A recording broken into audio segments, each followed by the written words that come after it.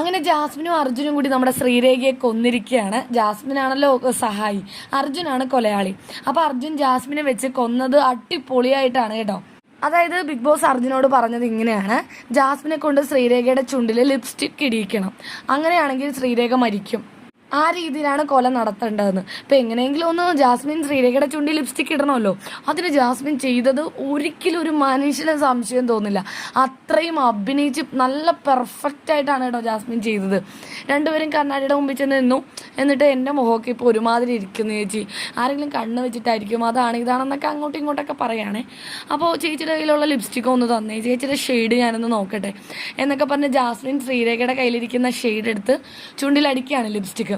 അപ്പോൾ ജിൻഡോ വന്നു. അപ്പോൾ ജിൻഡോനോട് എന്തോ സംസാരിക്കാൻ ശ്രീരേഖ അടുത്തേക്ക് പോയി. തിരിച്ചു വന്നപ്പോൾ ജാസ്മിൻ പറയാണ്: എൻ്റെ ചുണ്ടിൽ ഇത് ഇട്ടിട്ട് അറിയുന്നില്ല ചേച്ചി, ഈ ഷെയ്ഡ് ചേച്ചിക്ക് ഇട്ടാൽ ഇത് അറിയുന്നുണ്ടല്ലേ, നോക്കട്ടെ എന്ന് പറഞ്ഞിട്ട് ജസ്റ്റ് ആ ലിപ്സ്റ്റിക്ക് വെച്ച് ഇങ്ങനെ ശ്രീരേഖയുടെ ചുണ്ടിൽ ഇങ്ങനെ വരയ്ക്കുകയാണ് കേട്ടോ. ചേച്ചിക്ക് ഇത് ഇട്ടിട്ട് അറിയുന്നുണ്ട്, പക്ഷെ എൻ്റെ ചുണ്ടിലിട്ടിട്ട് ഇത് അറിയുന്നില്ല.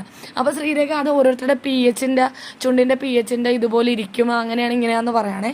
പറഞ്ഞുകൊണ്ടിരിക്കുന്നതിൻ്റെ ഇടയ്ക്ക് തന്നെ ജാസ്മിൻ ചേച്ചിക്കൊന്ന് നോക്കട്ടെ എന്ന് പറഞ്ഞ് ഇങ്ങനെ വരച്ച് നോക്കുകയാണ്.